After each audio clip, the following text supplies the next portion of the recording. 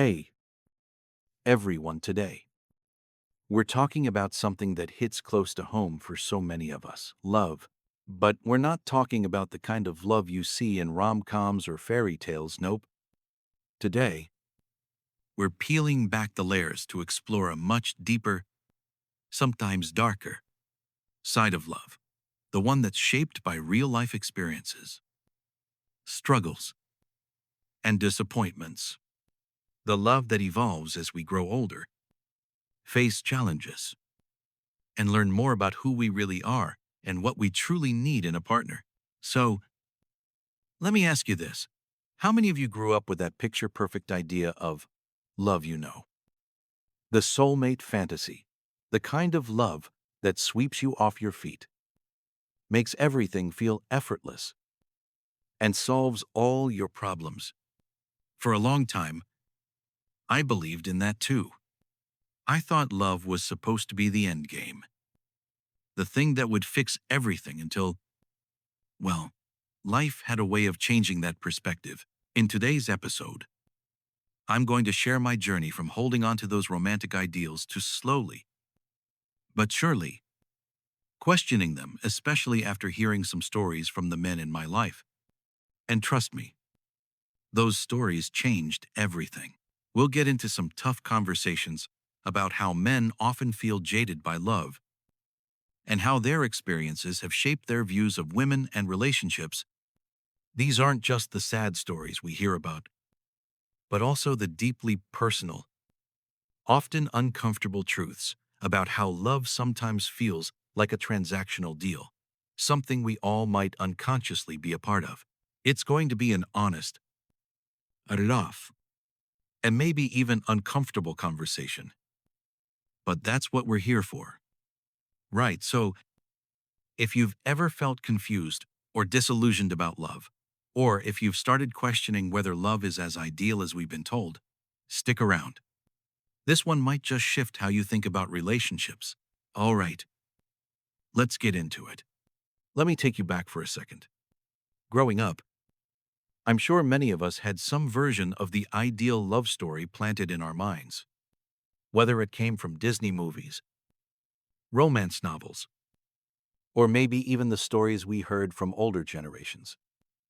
Love was this thing that was supposed to be perfect. You know the one I'm talking about, the kind of love where you meet the one and everything just falls into place. It was supposed to be easy. Right, I remember being young, watching The Notebook, and thinking, that's what I want. That's the love I deserve. The kind of love where everything is so intense, so passionate, that it feels like nothing else in the world matters. They have their ups and downs, but in the end, it all works out. And of course, they end up together forever. But here's the thing. I didn't realize it back then, but I had no idea what I was actually signing up for when I thought about love. No one told me about the side of love that's messy, complicated, and downright painful. No one told me that love doesn't always look like a grand gesture, or that it doesn't always feel like a Hollywood movie. In fact, for the longest time, I held on to this idea that love, true love, was supposed to be about that kind of perfection. The kind where everything falls into place as soon as you meet the right person. You know, the fairy tale stuff. And it didn't just show up in movies for me. It was all around me.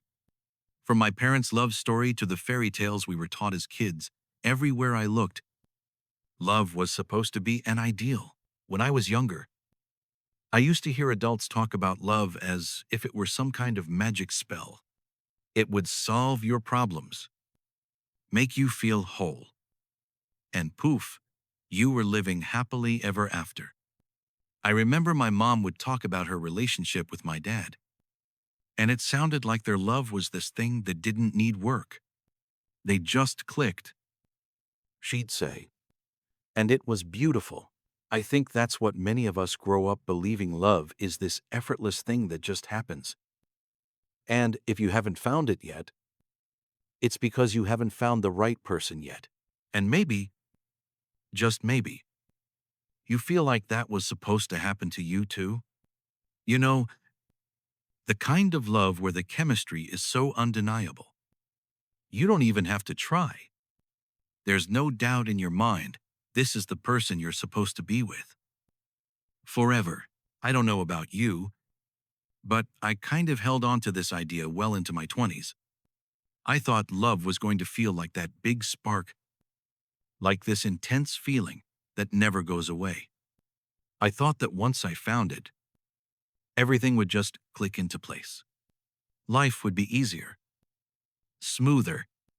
All the emotional baggage I had gone, all the imperfections, they disappear in the light of this perfect love.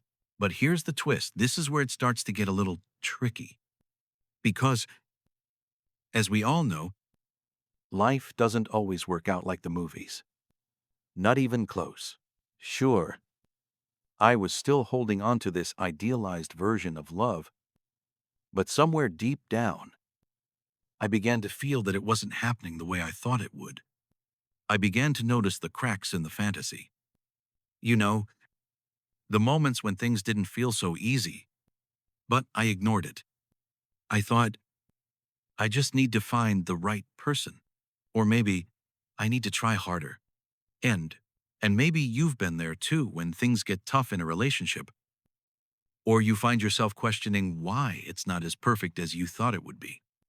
Maybe you, too, started looking for those grand gestures. Or you held onto the hope that one day things would magically align. But what if it doesn't? What if love isn't just about finding that one right person? What if it's more complicated than we've been led to believe? Looking back, I realize that the real world doesn't just hand us the one. Love isn't about perfect chemistry that solves all your problems. Sometimes it's about messy conversations, about working through misunderstandings, about supporting each other through the tough times. And I'll be honest, I didn't get that at first. I didn't understand that love isn't just about fireworks and butterflies. It's about finding someone who's willing to stick around even when life gets real, but that shift didn't happen overnight. For the longest time, I held onto those idealized beliefs about love. And that's where things started to get interesting because life began showing me a different side of love. A side that wasn't as glamorous, but in many ways felt more real. So here's where things started to change for me. I had always been focused on my vision of love, what I thought it should look like, what I thought it would feel like. But then, over time, something shifted.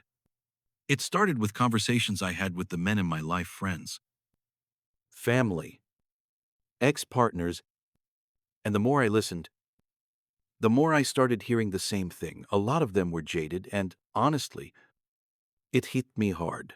These were men I cared about, who had all experienced love in ways that felt deeply disillusioning. Take my friend Josh, for example. He and I had been close for years. He's the kind of guy who would drop everything to help someone out. And he had been in a long-term relationship for a while, with a woman I thought was great for him. But things had started to fall apart. And one night, after a couple of drinks, he opened up to me about it. He said, "It felt like she only loved me when I was doing well. When I had my job, when I could provide, that was when things were good. But when I lost my job and hit a rough patch, she wasn't there. She started to pull away. I honestly felt like I wasn't enough on my own. I was just my paycheck, my stability. Let me tell you, I didn't expect that. Josh had always been this strong, driven guy, and I thought his relationship was solid. But as he spoke, I could hear the hurt in his voice. It wasn't just about his job or his finances. It was about how love was conditional, about how, in his eyes, it wasn't about him. It was about what he could offer. And I started thinking, is this the reality for men? Was his experience just a one-off? Or was this a bigger pattern? I couldn't shake it. So, I kept asking around. I reached out to some of the other guys in my circle, men I've known for years, men I trust, and their stories, well, they started to paint a picture I didn't want to believe. Take my cousin Tom. Now, Tom's a guy who's been through some tough stuff. He's battled depression for years. And one night, after we had a deep conversation about his past relationships, he said something that stuck with me. When I was struggling with my mental health, I felt invisible to women. Like, the moment I wasn't the strong, confident guy they were used to, they didn't stick around. It was like I wasn't the man they signed up for. They wanted a man who was put together, who had his life sorted out. But when I was down, that wasn't enough anymore. End of. Now, Tom's been in relationships where he thought love was supposed to be unconditional. But his experience told him a different story, that love was conditional, that it was tied to what he could provide, whether emotionally or financially. And the moment he couldn't meet those expectations, the love seemed to fade. And it wasn't just Josh and Tom. It wasn't just two isolated stories. This narrative kept coming up in different forms, from different men in my life. It hit me in a way I wasn't expecting. There was a real cynicism around love, particularly how men felt they were only loved for what they could do for women, not for who they were. And here's where it started to get really uncomfortable for me, because as I listened, I began to notice something. I was hearing similar stories from men who had been through some of the toughest parts of life: illness, financial struggle, emotional breakdowns. And I started to realize that this transactional view of love, where love is tied to what you provide, wasn't just a few isolated incidents. It was a recurring theme, and it made me stop and think, is this just how men see love? That their worth in a relationship is tied to their ability to give or provide, that their emotional needs, or their true selves, are secondary to what they can offer. I mean, I know these guys. They're good men. So why was it that when things weren't going well, when they weren't at their best, they felt like they were being discarded? Why was love for them so often tied to their ability to perform, to deliver? Was I, as a woman, blind to this dynamic? Was I, too, unknowingly contributing to this idea that love is only about what someone can give? And as I thought about it, it hit me. These guys weren't just cynical about love. They were cynical about the very concept of being loved for who they were. They felt like love came with conditions, like they had to meet certain expectations in order to deserve it. And when they couldn't meet those expectations, when they struggled, when they weren't the perfect partner, they didn't feel loved anymore. They felt discarded. I had been so wrapped up in my own beliefs about love, what I thought it should be, what I wanted from it, that I had never really stopped to listen to these men and understand their experiences.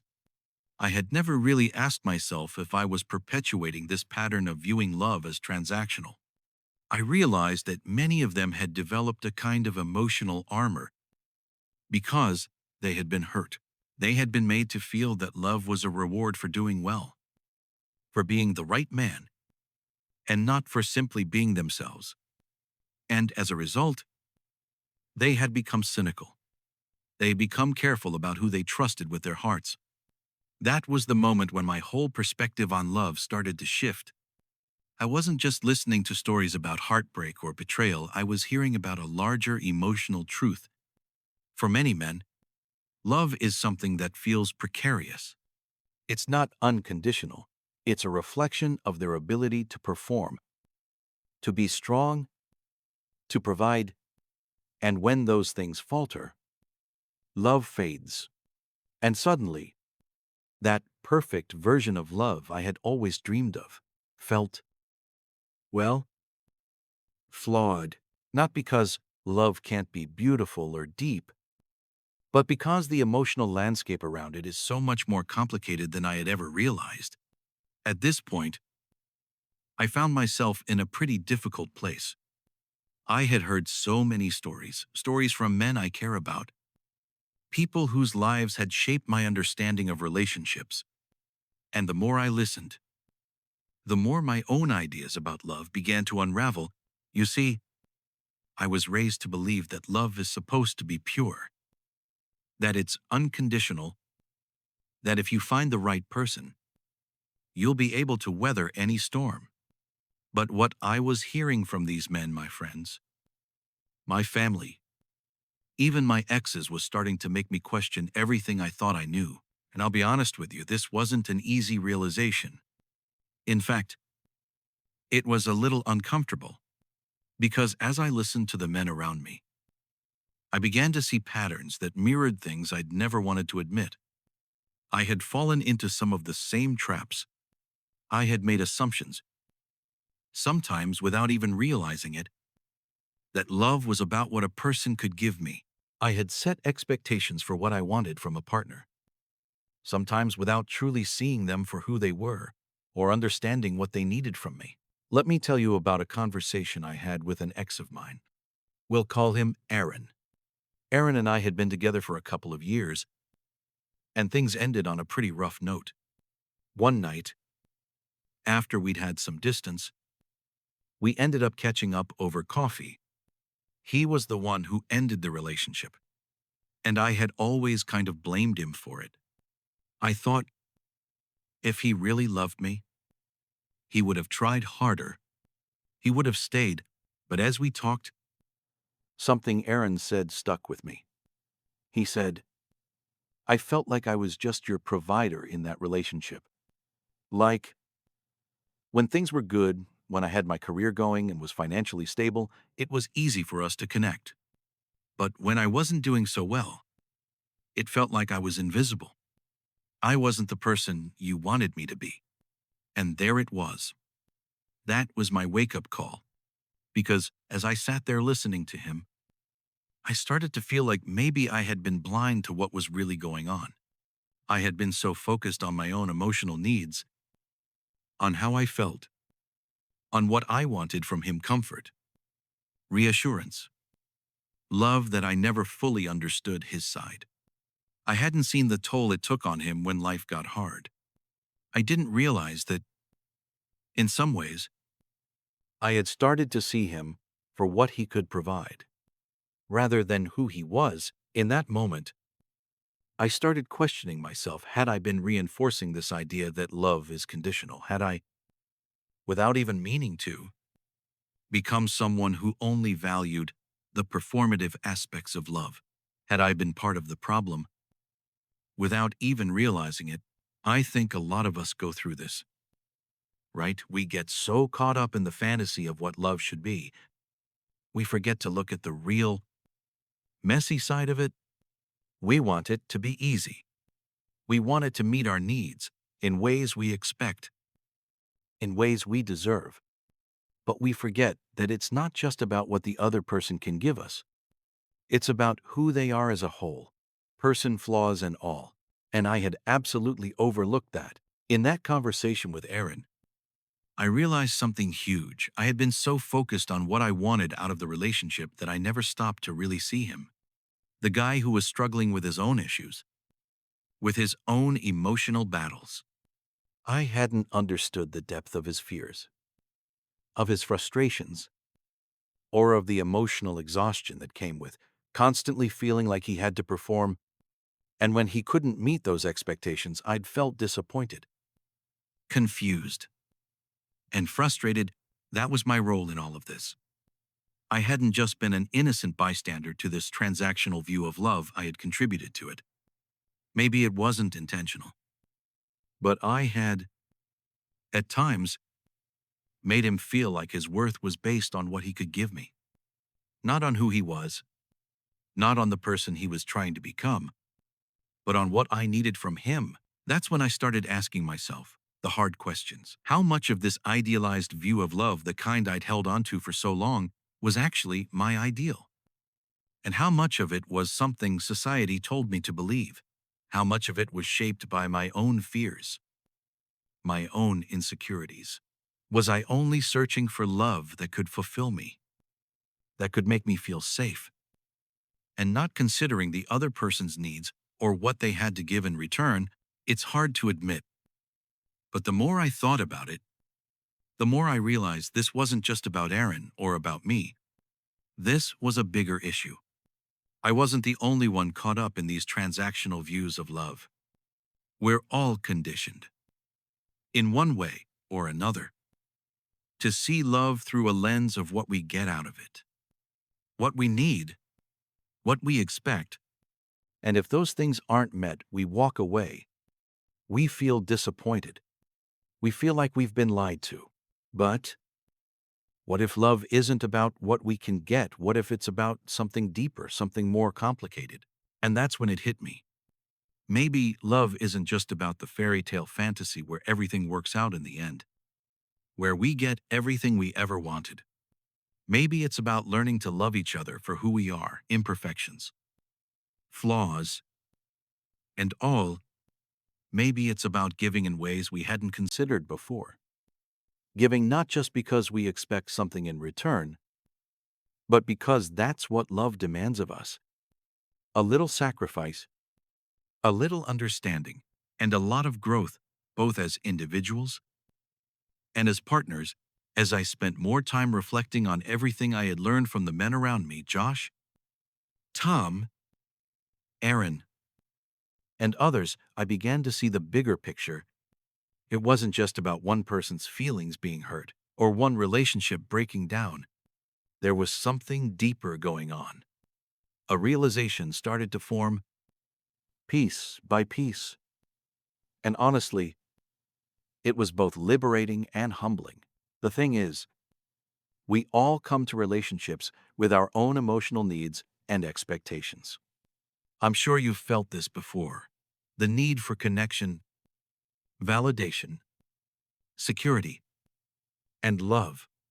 But as I looked at the stories of the men in my life, I started to see that their needs weren't the same as mine.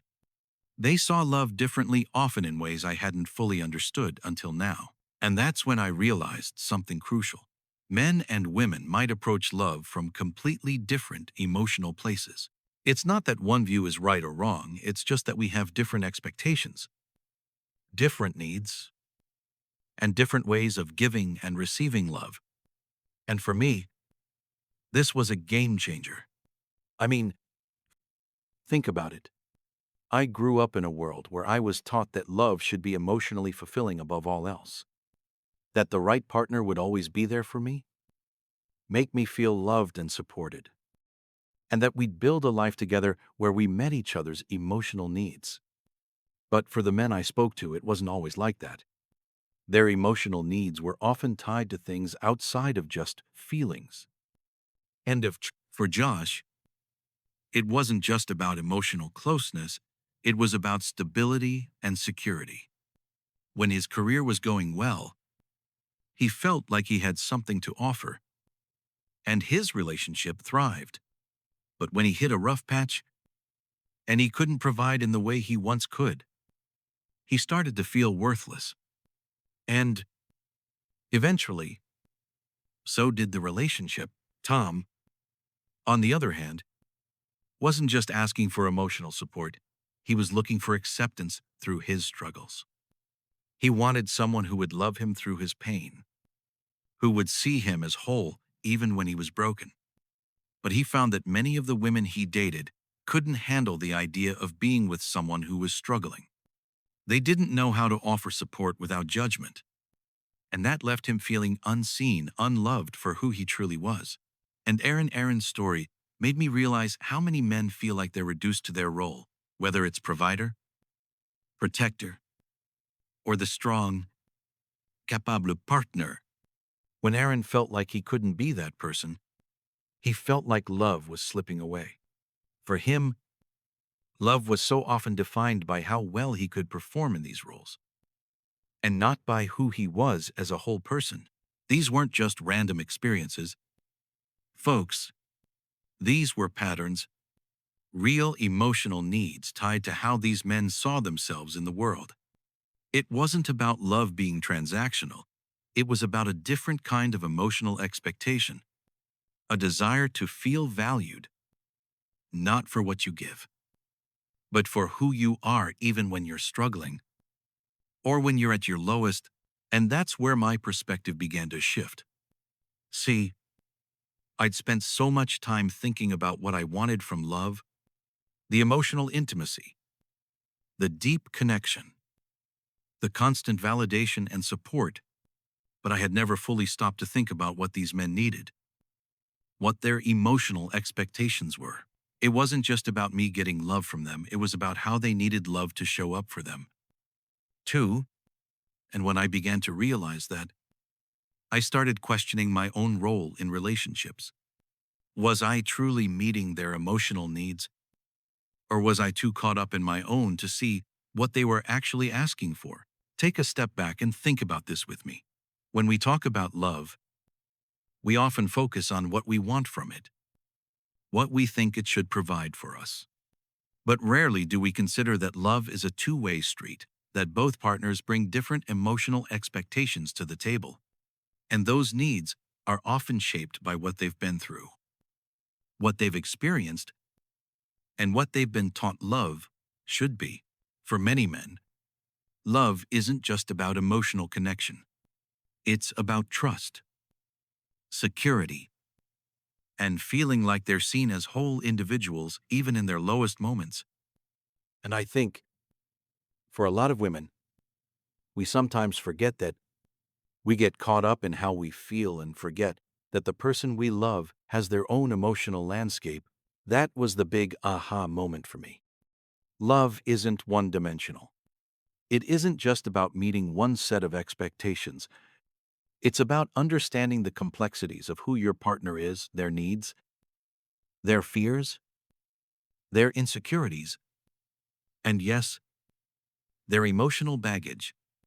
Because when we truly see our partner for who they are, with all their struggles and strengths, love becomes a lot less about what we can get from it and more about what we can give. Look, I'm not saying this journey is easy. It's messy, and I'm still working through it. But what I've realized is this: in every relationship, we're constantly negotiating what love looks like and how it's given. There's no one-size-fits-all answer.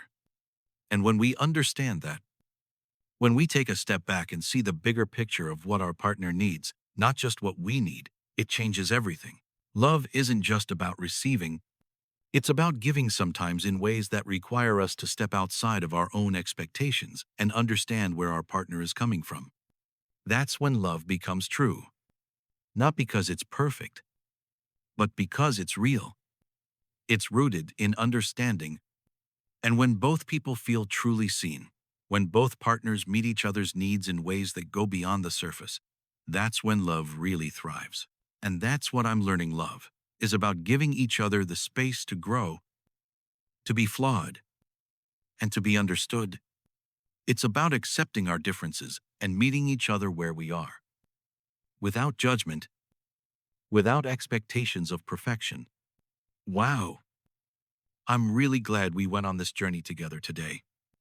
I know it wasn't an easy conversation, but it's one that I believe we all need to have, whether we're single, in a relationship, or even reflecting on past ones. Because love isn't as simple as we've been taught. It's not always about grand gestures, perfect moments, or feeling in love all the time. Sometimes it's about understanding, compromise, and really seeing the person in front of us, not just what they can give us, but who they are at their core. I know I've changed the way I look at relationships, and not just with the people I'm romantically involved with, but with the men in my life, the people I love. I'm learning that love requires us to meet each other halfway, to listen, to understand, and to be patient with the other person's struggles. It's about growing together, even when things aren't perfect, and respecting each other's emotional needs. even when they're different from our own. So, let me ask you, how do you see love now? Do you find yourself holding on to that fairy tale version of love, expecting it to be easy and perfect all the time? Or are you ready to embrace the messy, complex, real side of love that requires us to adapt, learn, and listen to each other's needs? I know it's hard, and it takes time, but if we start to understand that love isn't about getting everything we want, but about giving and receiving in equal measure, we can start creating healthier, more balanced relationships. And hey, that's something we can all benefit from. Before I wrap up today's episode, I want to thank you for taking the time to listen and reflect with me. If you've had similar realizations, or if today's conversation sparked some new thoughts for you, I'd love to hear from you. Let's keep this conversation going, because we're all figuring this out together. So, until next time, take care. Stay open to growth. And remember, love is messy, complicated, and imperfect, but it's real. And that's what makes it worth it. If you enjoyed today's episode, be sure to subscribe and leave a review. And don't forget to share it with someone you think could use a little extra perspective on love today. Thanks for being here, and I'll see you next time.